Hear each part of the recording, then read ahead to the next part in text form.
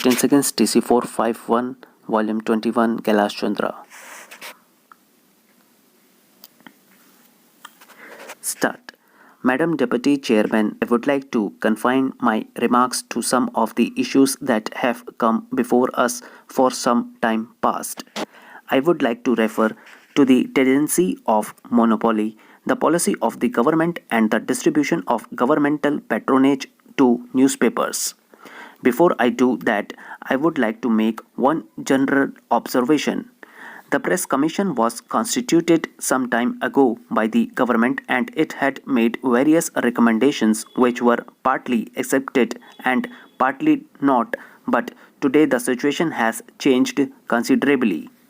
In their report, every year you find new trends developing in the Indian press and new forces coming into play.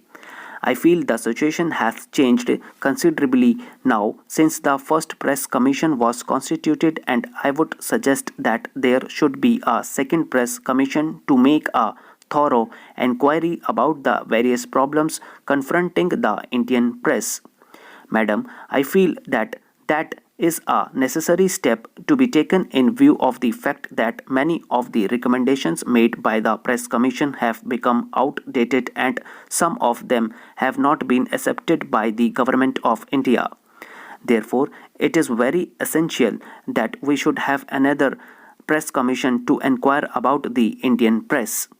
Now, I would deal with some of the points which I referred to earlier, namely the tendencies of monopoly in the Indian press. When one goes through the pages of the report of the Registrar of Newspapers, one cannot escape the conclusion that tendencies of monopoly have been increasing day by day. I might read out a few sentences so that we might be able to understand the dangerous trend that is prevalent so far as monopoly is concerned. The Registrar of Newspapers says in Chapter 5 that there is a further concentration of newspapers under common ownership as represented by chains, groups, and multiple units. I would like to know whether we should not cry a halt to this growth of monopoly in the press. The question is how to do it, how to bring about diffusion in paper ownership. May I suggest that one of the ways to bring about diffusion in the matter of ownership is to put a limit on the ownership of papers by a group or a chain.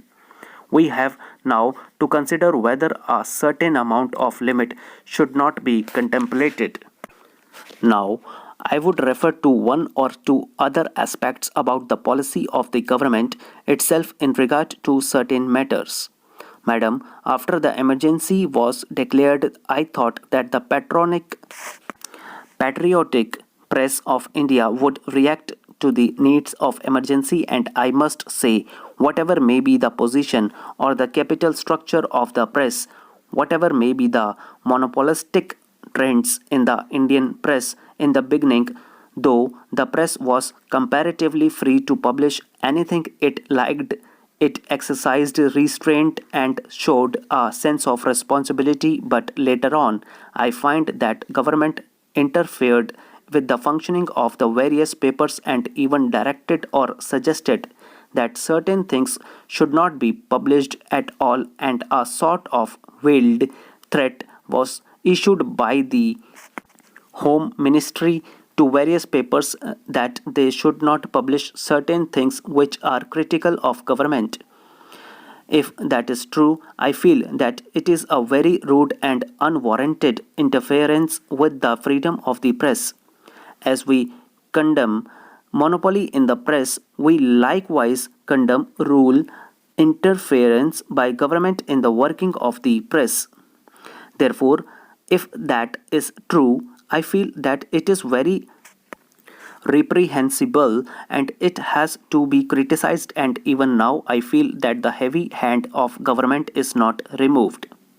Secondly, I refer to a matter which was discussed already, and that is the patronage of the government is not extended uniformly to all papers. It is very unfortunate indeed. I hope there would not be undue patronage or undue favoritism by government, but if certain favors have to be given, they have to be given to all papers uniformly. There should be equal treatment to all. But I do not find that the government is exercising the hand of patronage uniformly and giving equal treatment to all. For instance, there are certain transactions connected with the link. As you are aware, one ministry took some space on a rental basis in the link building and paid nearly rupees 3.5 to 4 lakhs as advance rent, and it was justified on the ground that this space was necessary because there was no other space available. It was also said that the advance would be adjusted towards loans and even a rebate would be allowed in the course of time, which will cover up the interest on this huge amount. May I point out that I do not find fault with the deal at all. I take it that the agreement is honorable, is good and reasonable, but it is likely to create some heart burning among the general public.